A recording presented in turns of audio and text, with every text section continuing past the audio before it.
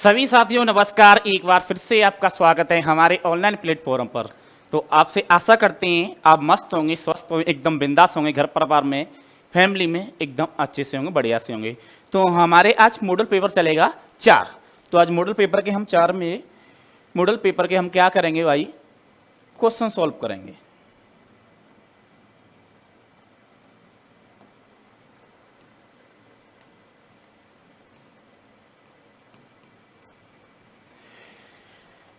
तो हमारा पहला प्रश्न है कि डीसी ड्राइव में विशेषता वक्र का नाम क्या है। जो हमारी डीसी ड्राइव होती है उसमें भी विशेषता वक्र होता है, उसका नाम बताना है आपको।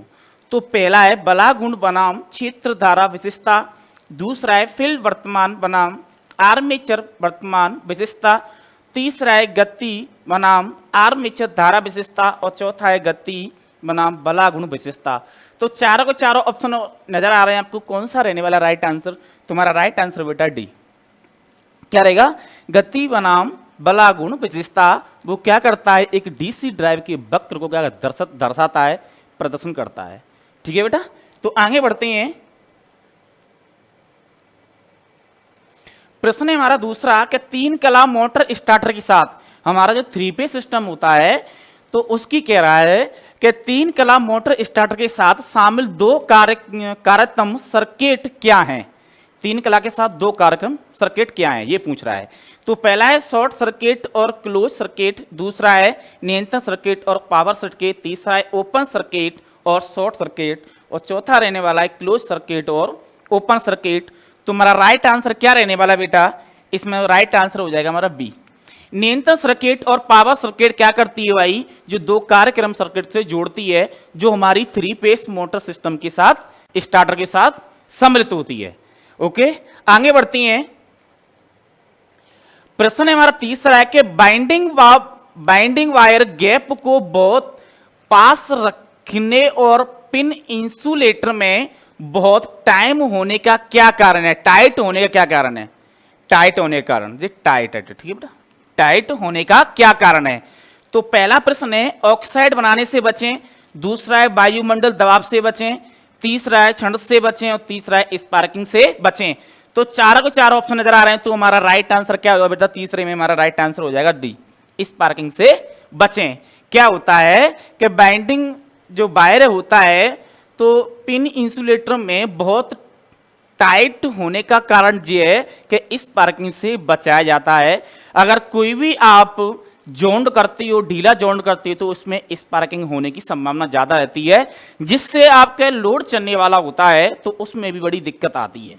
ठीक है, कभी कभार तो आपस में स्पार्किंग होने से कार्बन भी आ जाता है, जिससे कि आने वाली जो विद्युत आगे जा रही है वो भी रुक जाती है कार्बन की वजह से।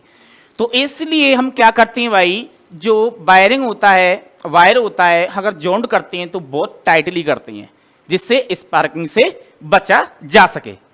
ठीक है, आगे बढ़ते हैं।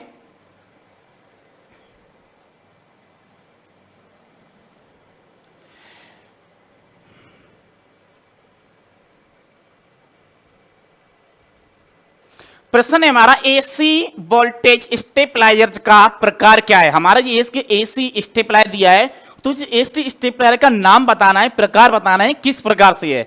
तो चारों के चारों ऑप्शन नजर दे रखे हैं आपकी स्क्रीन पर, कौन सा रहने वाला है वो देखेंगे बेटा। पहला ऑप्शन है स्वचालित वोल्टेज स्टेबलाइजर, दूसरा है सर्वो वोल्टेज स्टेबलाइजर, तीसरा है मैनुअल स्टेपेड वोल्टेज स्टेबलाइजर और चौथा है नीड वोल्टेज ट्रांसफॉर्मर स्तर। तो चारों को चारों ऑप्शन है बेटा, क्या रहने वाला है आंसर, राइट आंसर तो कमेंट करेंगे बेटा, क्या रहेगा राइट आंसर बेटा। ये क्या कह रहा है हमारा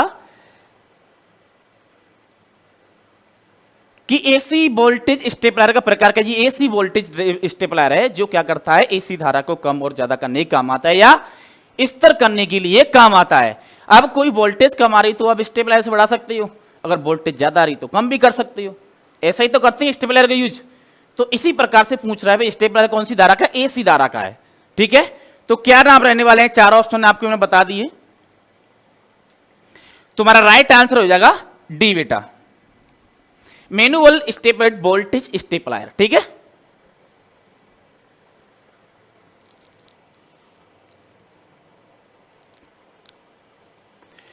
प्रश्न है बेटा 5 में कि एसी ड्राइव में एसी मोटर की गति को कौन सा उपकरण नियंत्रित करता है।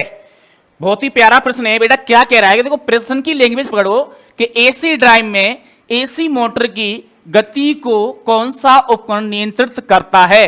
अब एसी ड्राइव में एसी मोटर की गति को कौन सा नियंत्रण कर रहा है। अब कोई ना कोई डिवाइस का नाम होगा, उस डिवाइस का नाम इसमें क्यों आया ये भी आंसर देखेंगे इसमें, ठीक है ना। तो पहला ऑप्शन है कि फील्ड सप्लाई यूनिट FSU, इसकी फुल फॉर्म बेटा ध्यान रखना, FSU की फुल फॉर्म बेटा जी, ठीक है, फील्ड सप्लाई यूनिट। और दूसरा है आपका संपीड़ित feedback speed feedback progressive box.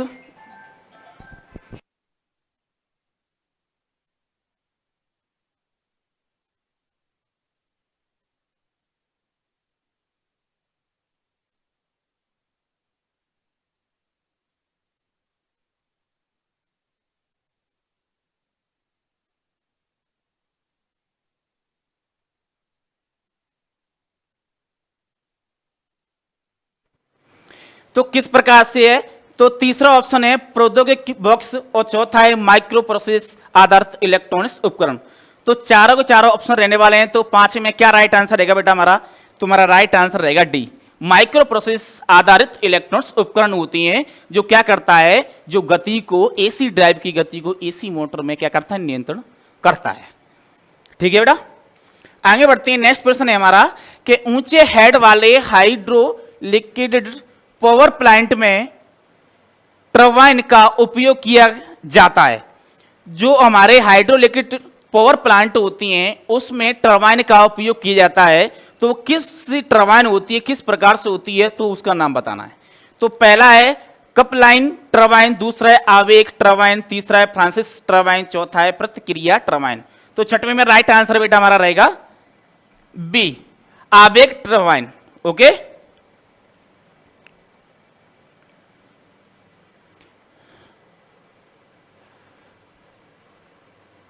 प्रश्न कह रहा है कि रोटरी स्विच का कौन सा हैंडल डिजाइन दिखाया गया है। ये रोटरी स्विच का है, ये हैंडल है, किस प्रकार से डिजाइन दिखाया गया है वो इसका नाम बताना है आपको। ठीक है, तो मैं उसको ऊपर कर देता हूं थोड़ा सा। तो पहला ऑप्शन लीवर, दूसरा है नॉब, तीसरा है कुंजी संचालन और चौथा है सिक्के का फ्लोट। तो चारों को चारों ऑप्शन नजर आ रहे हैं। तो साथ में हमारा राइट आंसर क्या हो जाएगा बेटा डी, सिक्के का फ्लोट। साथ में हमारा क्या राइट आंसर हो जाएगा डी। प्रश्न है 8वां,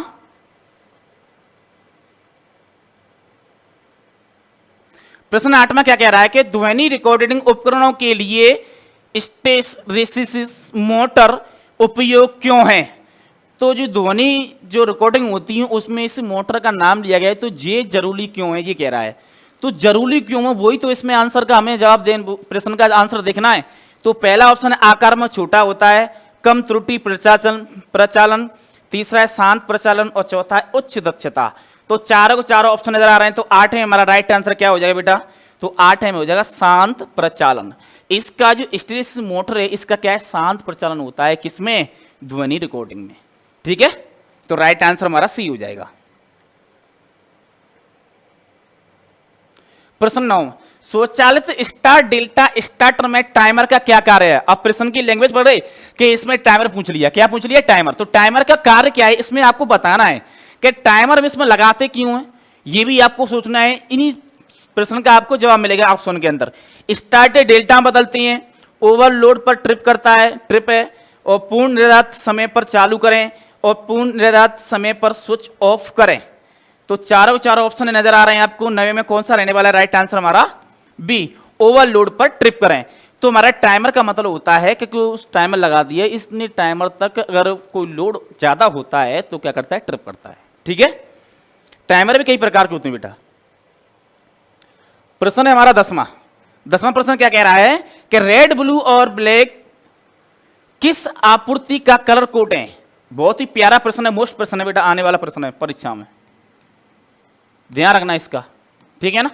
तो पहला एकल फेज एसी प्रणाली को, दूसरा है 3 तार डीसी आपूर्ति प्रणाली को, और 3 फेज एसी सिस्टम उपकरण को, और 3 फेज एसी आपूर्ति प्रणाली को। कौन सा रहने वाला राइट आंसर हमारा 10 में, तो मेरा राइट आंसर बेटा सी डीसी के लिए 3 तार डीसी आपूर्ति के लिए क्या सिस्टम करते हैं भाई, इनका कलर कोड यूज करते हैं बेटा, ध्यान रखना डीसी के लिए। ठीक है, एसी के लिए कौन सा करते हैं, कमेंट करेंगे बेटा। एसी के लिए कौन सा करते हैं बताओ, 3 फेज सप्लाई में, कमेंट करके बताएंगे सभी बच्चे।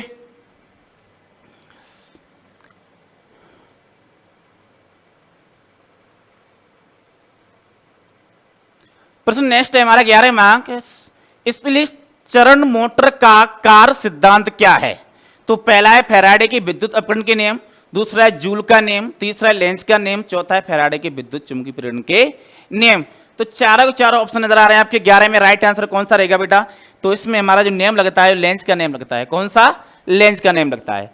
ठीक है, तो राइट आंसर हमारा क्या हो जाएगा, सी हो जाएगा। नेक्स्ट प्रश्न है हमारा 12वां कि सिंक्रोनस मोटर्स का मुख्य अनुप्रयोग क्या है, ये पूछ रहा है हमारी हिंदी बोलते हैं तुल्यकालीन मोटर का प्रयोग कहां करते हैं, अनुप्रयोग का मतलब होता है प्रयोग करना, तो इसका हम प्रयोग कहां करते हैं मुख्य रूप से। तो पहला ऑप्शन है एसी से डीसी कन्वर्टर करने के लिए, पावर फैक्टर करेक्शन डिवाइस, कागज रोलिंग मशीनें और लिफ्ट के लिए। तो चार ऑप्शन दे रखी है 12 में, राइट आंसर क्या रहने वाला है 12 में हमारा, कमेंट करेंगे बेटा। तो राइट आंसर हो जाएगा बी। तो बेटा सिंक्रोनस मोटर को पावर फैक्टर करेक्शन डिवाइस के लिए क्या करती हैं, सुधारने के लिए सिंक्रोनस मोटर क्या करती हैं, उपयोग करती हैं। बेटा इस विशेष करके ध्यान रखना, अगर पावर फैक्टर के लिए अगर आपको सुधारने के लिए सिंक्रोनस मोटर आती है, अगर सिंक्रोनस मोटर की जगह पे अगर नहीं आए ऑप्शन में तो कंडेंसर आएगा आपको। तो ध्यान रखना है, ये पावर फैक्टर सुधारने के लिए कंडेंसर या सिंक्रोनस मोटर का उपयोग करती हैं। हमेशा ध्यान रखना बेटा, प्रश्न किसी प्रकार से आए तो आपको प्रश्न छोड़ना नहीं है, लैंग्वेज पढ़नी है प्रश्न की बड़े ध्यान से, ध्यानपूर्वक, उसके बाद ऑप्शन पढ़ेंगे तो आप आराम से क्या दे दोगे, आंसर दे दोगे। तो नेक्स्ट प्रश्न देखते हैं 13वां प्रश्न। 13वां के सिंक्रोनस मोटर ऑपरेशन के लिए डीसी आपूर्ति क्यों आवश्यकता है। भाई एक सिंक्रोनस मोटर ऐसी है जो एसी डीसी पे दोनों पर कार्य करती है। हमेशा याद रखना, इंडक्शन मोटर क्या करती है, जो एसी पे कार्य करती है। जो वॉशिंग मशीन होती है तुम्हारी, तो उनमें क्या होता है भाई, एसी डीसी यूनिवर्सल मोटर काम करती है। ठीक है, यहां पर सिंक्रोनस मोटर काम नहीं करती, सॉरी बता दिया, पर वहां पर यूनिवर्सल मोटर होती है जो एसी डीसी पर काम करती है, ध्यान रखना इसका। तो पहला ऑप्शन है कि मोटर को तुल्यकालीन गति से चलाएं, दूसरा है हानियों को कम करें, तीसरा है मोटर को ओवरलोड के साथ चलाएं, चौथा है शुरू में मोटर स्टार्ट करें। तो हमारे 13 में क्या रहने वाला राइट आंसर बेटा, कमेंट करेंगे। तो हमारा राइट आंसर हो जाए एक, मोटर को तुल्यकालीन गति से चलाएं। क्या करता है, डीसी आपूर्ति क्यों आवश्यकता होती है, क्योंकि मोटर को तुल्यकालीन गति पे चलाएं, जो उसकी जो गति है उसी पे चलाएं। प्रश्न हमारा चौथा है, बहुत ही प्यारा प्रश्न चौथा, क्या कह रहा है भाई, इंसुलेटर का नाम क्या है, इसका नाम बताना है। आपको मैंने बताया था इसके डबल सेट, ट्रिपल सेट, जिस सेट के नाम से आते हैं, जैसे वन सेट है जी, तो इसी पे क्या हो जाएगा ऊपर इस प्रकार से ये सेट कट गया, फिर और दूसरा सेट कट जाता है, इनका आकार बड़ा हो जाता है। इसी प्रकार से ये सेट है हमारा एक, तो इसी प्रकार से कह रहा है कि इस सेट का प्रकार क्या है। तो सेट में मिलती हैं, एक 1 सेट, 2 सेट, 3 सेट में मिलती हैं। ठीक है,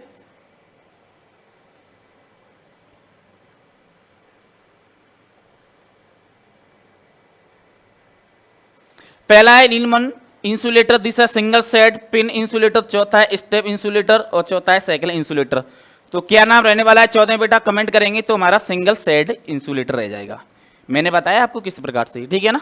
तो सिंगल सेट, 2 सेट, 3 सेट, इस प्रकार से हमारे इंसुलेटर आपको देखने को मिलते हैं।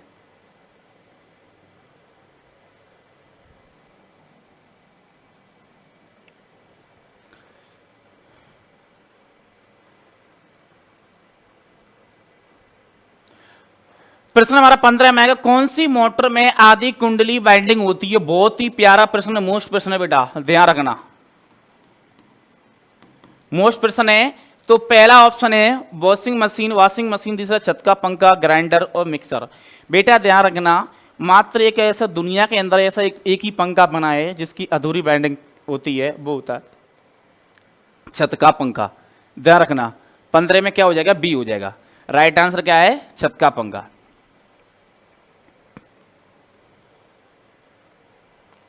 प्रश्न है 16वां का, फुल वे रेक्टिफायर सर्किट में आउटपुट वोल्टेज क्या है।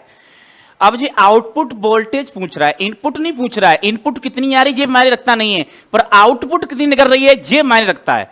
तो पूछ रहा है इस प्रश्न में, यही लैंग्वेज है इसकी। तो हम ऑप्शन देखेंगे,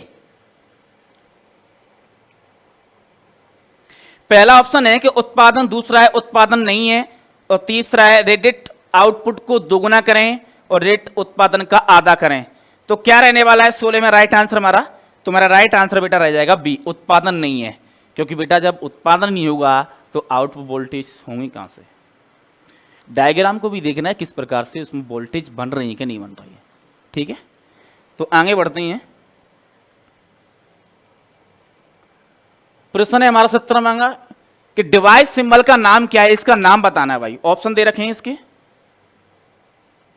ये दे रखे हैं ऑप्शन। Okay, trial, आईजीवीटी, डायक, CSCR। तो चारों चार ऑप्शन दे रखे हैं। 16 में क्या राइट आंसर रहेगा बेटा, कमेंट करेंगे। तो इसका नाम जो रहने वाला IGVT, आंसर बी। कमेंट करेंगे बेटा, राइट आंसर यही है कि कोई दूसरा है 17 में बेटा? कौन सा रहने वाला है? तो हमारा राइट आंसर कौन सा है बेटा? सी। देखो बेटा थोड़ा ध्यान रखा करो, देखो हमसे भी गलती हो जाए तो आप ऐसा ना समझें कि गलती हो गई हमसे, क्योंकि हम भी तैयारी करती हैं पहले ही पूरी तरीके से आपको पढ़ाते हैं अच्छी तरह से, जिसकी आपको कोई भी प्रश्न हो वो अच्छे से समझ में आ जाए। ठीक है, तो हमारा राइट आंसर क्या हो जाएगा इसमें? सी हो जाएगा। डायक है, ये आपका डायक का क्या सिंबल है। ठीक है,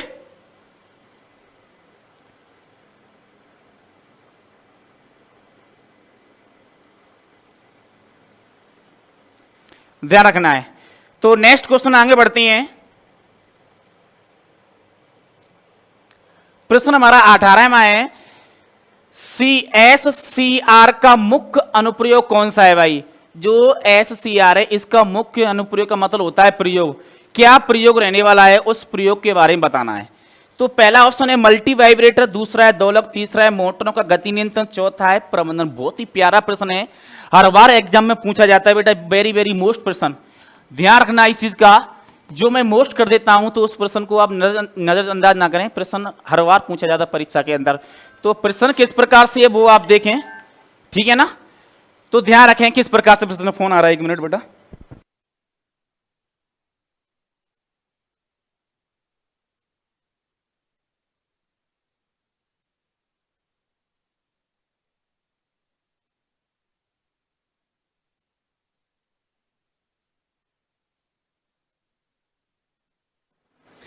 तो हमारा राइट आंसर क्या हो जाएगा इसमें देखेंगे। 18वें प्रश्न में राइट आंसर कौन सा रहने वाला है बेटा?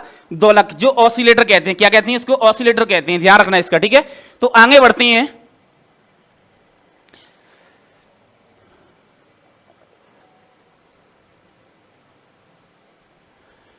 प्रश्न 19वां कह रहा है कि अल्टरनेटर के भाग का नाम क्या है। देखो हमारा जो अल्टरनेटर दे रखा है वो जो इसका भाग है, इसका भाग का नाम बताना है। देखो इसके भाग के इधर साइड में कार्ड रखे हैं, जो आपको दिखाई दे रहे हैं। तो जो भाग है, क्या नाम रहने वाला है इस भाग के, आपको नाम बताना है। ठीक है, तो नाम हमारा क्या रहने वाला है इसमें देखेंगे। पहला है स्टेटर, दूसरा है उत्तेजक, तीसरा है चिकना बेलनाकार रोटर, और चौथा है मुख्य ध्रुव रोटर। तो चारों के चारों ऑप्शन रहने वाले हैं। 19 में क्या राइट आंसर रहेगा हमारा? डी। क्या रहेगा? डी की मुख्य ध्रुवता रोटर है बेटा। ये क्या है? ध्रुवता होती है इसके अंदर, जो इसका ये चित्रण दिया गया है आपको। ठीक है, ध्यान रखना। तो राइट आंसर हमारा डी हो जाएगा। प्रश्न है हमारा 20वां का, डीसी जनरेटर का नाम क्या है। अब इसने पूछ लिया कि डीसी जनरेटर का नाम क्या है, ये नाम बताना है आपको। तो देखेंगे ऑप्शन क्या दे रखे हैं। पहला ऑप्शन है डिफरेंशियल लॉन्ग शंट कंपाउंड, और दूसरा है संचयी लघु शंट यौगिक, और तीसरा है डिफरेंशियल लघु शंट यौगिक, और चौथा है संचयी लंबी शंट यौगिक। तो चारों चार ऑप्शन दे रखे हैं। तो राइट आंसर कौन सा रहने वाला बेटा, कमेंट करेंगे। तो हमारा राइट आंसर हो जाएगा बेटा ए, डिफरेंशियली लॉन्ग शंट कंपाउंड।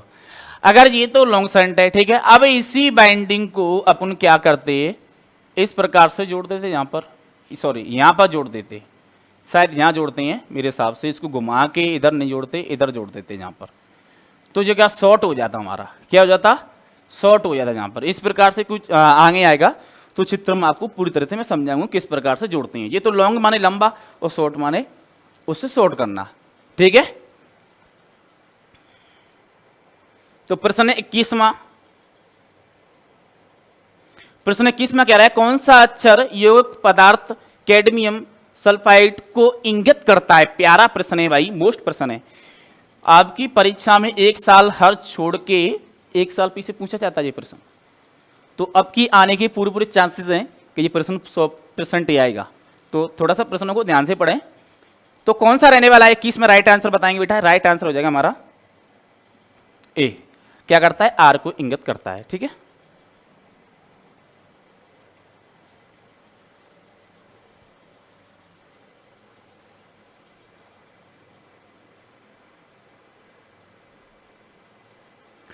प्रश्न 22 में है कंडक्टर, सेमी कंडक्टर और इंसुलेटर के रूप में एक सामग्री तय करने के लिए मापदंड क्या है। प्रश्न की लैंग्वेज कहां पढ़ गई आपने, मापदंड क्या है भाई इसके लिए। तो ऑप्शन देखेंगे। पहला ऑप्शन है सामग्री के परमाणु का परमाणु भार, बहुत ही प्यारा प्रश्न है, ऑप्शन है। दूसरा है परमाणु की परमाणु संबंध संरचना। तीसरा है परमाणु में बैलेंस इलेक्ट्रॉन का अस्तित्व।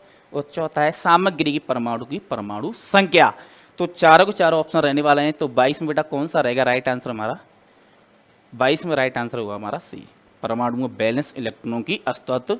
क्या है हमारा 22 में राइट आंसर सी। ठीक है, तो इससे पहले में क्या था आंसर, ए था क्या। हाँ बिल्कुल, वेरी गुड, राइट।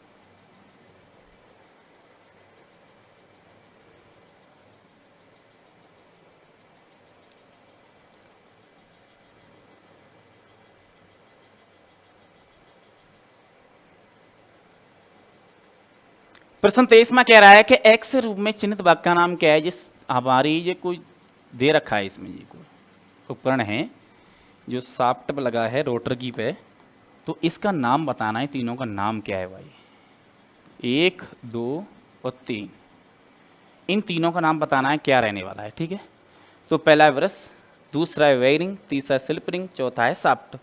तो 23 में हमारा राइट आंसर क्या हो जाएगा बेटा, स्लिप रिंग। ये क्या है, हमारी स्लिप रिंग है। ठीक है ना, जो रोड बाउंड आपके रोटर पर लगी हुई है, रोटर की शाफ्ट पर लगी हुई है।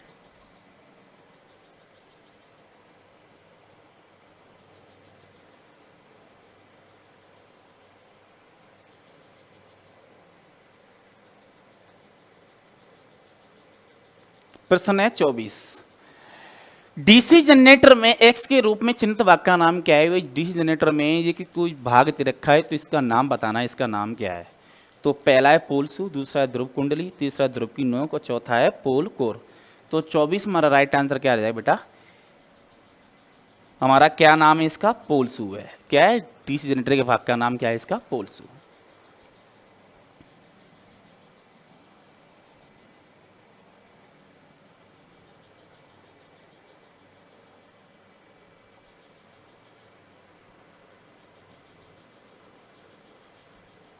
प्रश्न 25 में कह रहा है सीआरओ में टाइम बेस कंट्रोल स्विच या नोब का उपयोग क्या है। उपयोग बताना है भाई, किसमें, सीआरओ में। कैथोड रे ऑसिलोस्कोप इसकी फुल फॉर्म होती है। ठीक है ना, तो इनपुट सिंगल वोल्टेज का चयन करें, स्वीप स्पीड का चयन करें, बीम की तीव्रता का चयन करें, इनपुट वोल्टेज रेंज का चयन करें। तो चारों के चारों ऑप्शन है क्या रहने वाला है, राइट आंसर बेटा कमेंट करेंगे 25 में क्या रहने वाला है। तो हमारा राइट आंसर हो जाएगा बी, स्वीप स्पीड का चयन करें। राइट आंसर क्या हो जाएगा हमारा बी 25 में। ठीक है, प्रश्न है हमारा 26 में, अगर डीसी मोटर गति नियंत्रण का नाम क्या है। डीसी मोटर गति नियंत्रण का नाम क्या है। तो बेटा जी डीसी मोटर रखी, इसका नाम क्या है ये बताना है। आपकी बाइंडिंग लगी है सेंडिग्राम में, समांतरक्रम में आर्मेचर लगा है और स्टोड लगा है। ठीक है, इसका नाम बताना है आपको।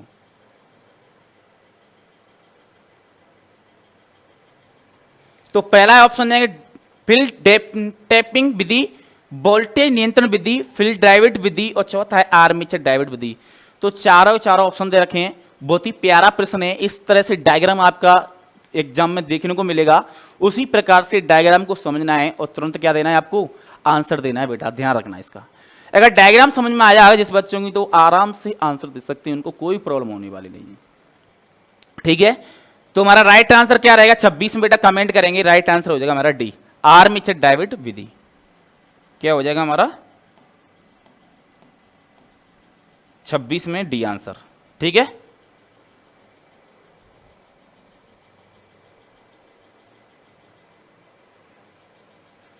प्रश्न है हमारा 27वां, किस प्रकार का बिजली संयंत्र अधिक कुशल है? ये पूछ रहा है, हम बिजली उत्पादन करते हैं तो हम जो यंत्र अपना उत्पादन करते हैं तो सबसे अच्छा उत्पादन कौन सा है बिजली उत्पादन करने का? तो परमाणु शक्ति, पहला है पन बिजली, तीसरा डील संयंत्र और चौथा है भाप शक्ति। तो 27 में क्या रहेगा राइट आंसर बेटा हमारा? तो दूसरा रहेगा पन बिजली। पन बिजली का मतलब होता है हाइड्रो, मतलब पानी वाली बिजली। ठीक है ना। प्रश्न 28वां है कि सिलिकॉन सेमी कंडक्टर डायोड किस कोड को इंगित करता है? किस कोड को इंगित करता है सिलिकॉन सेमी कंडक्टर? भाई बताओ 28वें प्रश्न में क्या रहने वाला राइट आंसर बेटा? कमेंट करेंगे। तो हमारा राइट आंसर क्या रहेगा? सी। सी क्या है? हमारा जो सेमी कंडक्टर होती हैं सिलिकॉन के, तो Y126 को क्या करता है? इंगित करता है बेटा, ध्यान रखना इसका। ये प्रश्न बहुत ही बढ़िया है और परीक्षा में आने वाला प्रश्न है, तो आप अच्छे से कवर करें और हमारी जितनी मॉडल कराए जा रहे हैं आपको, इनको बड़े ध्यानपूर्वक पढ़ें, तो मैं गारंटी ले रहा हूँ आप कहीं कोई दिक्कत नहीं आएगी, आराम से पास हो जाओगे आप। प्रश्न 29वां है, यदि कॉइल पिच पोल पिच से कम है तो बाइंडिंग का नाम क्या है? ये कह रहा है कोल पिच से पोल पिच अगर कम है तो बाइंडिंग का नाम क्या है? लंबी कोरडेट बाइंडिंग, दूसरा है अर्ध पिच कुंडलन, तीसरा है पूर्ण पिच कुंडलन और चौथा है शॉर्ट कोरडेट बाइंडिंग। तो चारों के चारों ऑप्शन रहने वाले हैं। 29वां राइट आंसर हमारा क्या रहेगा? कमेंट करेंगे। तो हमारा राइट आंसर होगा डी, शॉर्ट कोरडेट बाइंडिंग। क्या होती है भाई?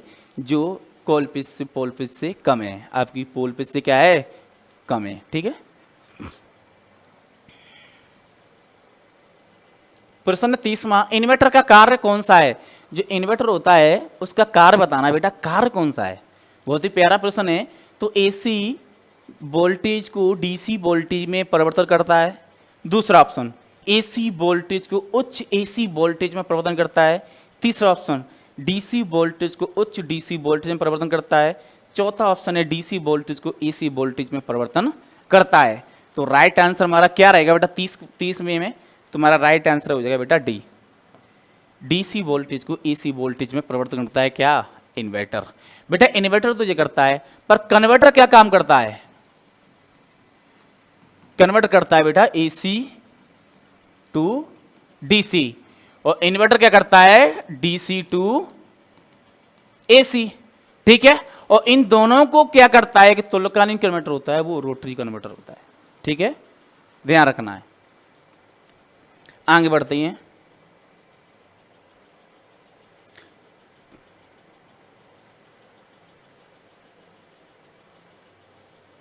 प्रश्न कह रहा है कि कंट्रोल पैनल वायरिंग में प्रयुक्त सामग्री का नाम क्या है? ये आपको एक सामग्री दिखाई दे रही है, और जो हमारे कंट्रोल पैनल होते हैं यहाँ वायरिंग की जाती हैं कंट्रोल के अंदर, तो वहां पर इसका काम क्या है और इसका नाम क्या है, दोनों ही बताने हैं। ठीक है। और क्यों आवश्यक है ये वहां पर लगाना, ये भी बताना है। तो ऑप्शन में दे रखा है, देखेंगे बेटा, तार आस्तीन, दूसरा तार फेरुल, तीसरा है नायलॉन केबल बंद, चौथा है केबल बांधने की पट्टी। तो दिखाई दे रहा है ना आपको? तो क्या रहने वाला है इसका राइट आंसर बेटा? कमेंट करेंगे अपन।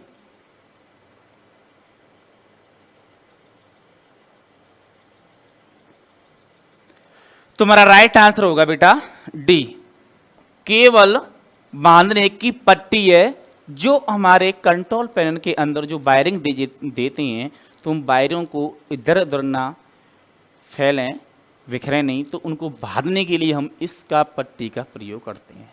ठीक है। और ये कैसी होती है? विद्युत की अचालक होती है, इसमें करंट प्रवाहित नहीं होता है बेटा, ये भी ध्यान रखना है। तो आगे बढ़ते हैं बेटा।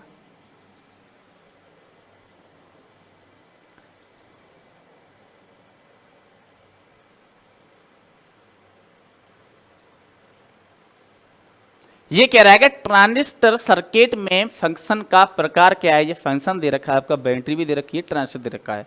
तो किस प्रकार का फंक्शन दे रहे हैं? तो पहला है प्रबंधन, दूसरा है स्विचिंग, तीसरा है दोलन और मॉड्यूलेशन।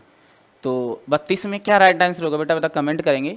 तो देखो हमारा ट्रांजिस्टर है कि स्विच का काम करता है, पहले ही बता रखा है मैंने, अभी बता रखा है।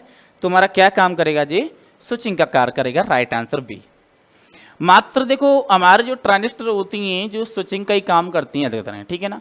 किस प्रकार से किए जाते हैं और कहाँ पर किए जाते हैं, सारी चीज़ हमने बता रखी है पहले ही, जो हमने पीडीएफ कराई थी उसमें। तो आपको ध्यान रखना है 33 में कॉलर का कार्य क्या है। जो कॉलर दे रखा है तो उसका कार्य क्या है बेटा, ये बताना है आपको। 33वें प्रश्न में क्या रहने वाला है? तो पहला ऑप्शन है कुंडल टैपिंग के लिए इंसुलेशन प्रदान करना, और दूसरा ऑप्शन है निकले हुए किनारों के लिए सामग्री को कसने में मदद करता है, तीसरा ऑप्शन है कुंडल से ऊष्मा स्थानांतरण करने के लिए इंसुलेशन प्रदान करता है, चौथा ऑप्शन है क्षेत्र के चारों ओर इंसुलेशन प्रदान करता है। तो राइट आंसर बताएंगे बेटा 33 में क्या रहने वाला है? तो हमारा राइट आंसर होगा 33 में डी। क्या करता है? क्षेत्र के चारों ओर इंसुलेशन प्रदान करता है। कॉलर का काम जो होता है, जब इंसुलेशन प्रदान का काम करेगा तो बेटा करंट की तो संभावना होगी नहीं, तो ये भी ध्यान रखना है, ठीक है। प्रश्न 34 में है कि ऑफ लोड स्थिति में कौन सा स्विच संचालित है। बेटा मोस्ट प्रश्न है जी, मोस्ट प्रश्न डाल लेना। ये कह रहा है कि ऑफ लोड स्थिति में कौन सा स्विच संचालित है। अब तुम देख रहे हैं कि ऑफ में बंद में, ऑफ का मतलब बंद, ठीक है। क्या कह रहा है? बंद स्थिति में कौन सा स्विच संचालित है। तो पहला ऑप्शन है कि push button switch, limit switch, isolating switch और टू वे स्विच। तो 34 में हमारा राइट आंसर क्या रह जाएगा? हमारा जो आइसोलेटेड स्विच होता है वो क्या आता है? ऑफ स्थिति में क्या करता है? स्विच संचालित रहता है, ठीक है। ध्यान रखना है आपको।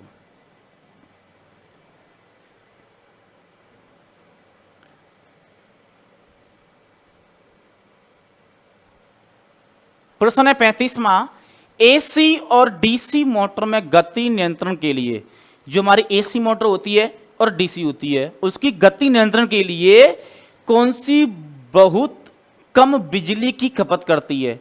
कौन सी बहुत बिजली कम खपत करती है, ये कह रहा है। थोड़ा सा इसको लैंग्वेज यहाँ जी है कि एसी और डीसी मोटर में गति नियंत्रण के लिए कौन सी बहुत कम बिजली खपत करती है। तो ऐसी कौन सी बिजली जो बहुत दोनों में खपत कम होती है? तो क्षेत्र नियंत्रण, ड्राइव नियंत्रण, वोल्टेज नियंत्रण और आर्मेचर नियंत्रण। तो कौन सा रहने वाला है 35 में? राइट आंसर मेरा बताएंगे बेटा हमारा। तो 35 में हुआ ड्राइव नियंत्रण। एकमात्र एसी एक ड्राइव नियंत्रण विधि है जो बहुत ही कम वोल्टेज, वो धारा कुछ भी हो, मतलब एसी डीसी दोनों में क्या करती है? बिजली की खपत करती है। प्रश्न 36 में है कि पूर्ण लोड पर 10 एचपी का, मुझे बेटा कमेंट करो तो एचपी आ गया यहां पर, क्या है? एचपी। तो बेटा मुझे बताना कि 1 एचपी बराबर कितना होता है, ठीक है। कमेंट करके बताएंगे बेटा 1 एचपी बराबर कितना होता है। 10 एचपी 3 कला प्रेरण मोटर चलाने के लिए फ्यूज दर क्या है? ये पूछ रहा है कि 10 एचपी की 3 कला मोटर को चलाने के लिए 3 फेस मोटर, देख कहने का मतलब है हमारी 10 एचपी की मोटर है और 3 फेस पर चलेगी, तो फ्यूज की रेटिंग क्या होगी, फ्यूज की दर क्या होगी, ये पूछ रहा है। कितने का फ्यूज होना चाहिए रेटिंग में, ठीक है। तो 25 एम्पियर, 15 एम्पियर, 10 एम्पियर और 30 एम्पियर। तो 36 में क्या राइट आंसर रहने वाला है हमारा? तो राइट आंसर हो जाएगा बेटा 25 एम्पियर। हमारी 10 एचपी की मोटर है 3 फेज की, तो उसके लिए 10 एम्पियर का 25 एम्पियर का चाहिए आपका फ्यूज लोड चाहिए, फ्यूज रेटिंग वाला चाहिए, ठीक है। तो राइट आंसर 26 में क्या हो जाएगा बेटा? A option 25 ampere. प्रश्न 37 में क्या कह रहा है भाई? क्यों एक डीसी जनरेटर के लिए आर्मेचर कोर पटलित है? अब लैंग्वेज कहां पकड़ी आपने? आर्मेचर कोर पटलित है। और ऑप्शन देखते हैं, घर्षण हानि को कम करें, दूसरा बमर धारा हानि को कम करें, तीसरा ताम्र हानि को कम करें, चौथा है स्टेरिसिस हानि को कम करें। तो क्या रहने वाला है 37 में राइट आंसर बेटा हमारा? तो ये बमर धारा हानि को कम करें, ठीक है ना। जो हमारी आर्मेचर कोर होती है, कोर के अंदर क्या होती है? बमर धारा होती है, ठीक है। तो उसको क्या करते हैं? हानि को कम करें। प्रश्न 38 में क्या कह रहा है?